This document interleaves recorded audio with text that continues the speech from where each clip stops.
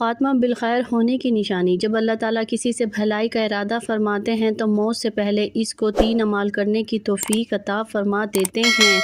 3 اعمال درج ذیل ہیں۔ نمبر 1، حضرت انس رضی اللہ عنہ سے روایت ہے کہ جناب نبی کریم صلی اللہ علیہ وآلہ وسلم نے ارشاد فرمایا، جب اللہ تعالیٰ کسی بندے کے ساتھ بھلائی کا ارادہ فرماتا ہے تو اسے کام پر لگا دیتا ہے۔ عرض کیا گیا، یا رسول اللہ صلی اللہ علیہ وآلہ وسلم، کام پر کیسے لگا دیتا ہے؟ ارشاد فرمایا، موت سے پہلے عمل صالح کی توفیق عطا فرما دیتا ہے۔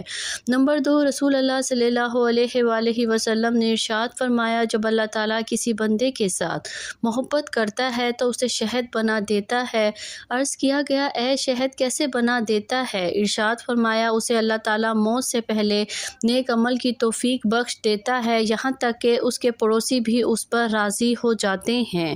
نمبر 3، حضرت عائشہ صدیقہ رضی اللہ عنہا سے مرفوعاً روایت ہے کہ جب اللہ تعالیٰ کسی بندے کے ساتھ خیر کا ارادہ فرماتا ہے تو اس کے مرنے سے 1 سال پہلے ایک فرشتہ اس کے پاس بھیج دیتا ہے جو اسے برائی سے روکتا ہے اور اسے نیک راہ پر ڈالتا ہے، یہاں تک کہ اچھے وقت پر اس کی موت واقع ہوتی ہے تو لوگ کہتے ہیں کہ یہ بندہ بہت مبارک وقت پر فوت ہوا ہے۔ جب اس کی موت کا وقت قریب آتا ہے اور وہ اپنے نیک اعمال تیار دیتا ہے تو اس کا دل فوراً اس دنیا سے نکل جانے کو جی چاہتا ہے اور اپنے رب کریم کو ملنے کے لیے بے قرار ہو جاتا ہے، اور اللہ پاک بھی اس سے ملنا پسند کرتے ہیں۔ سبحان اللہ۔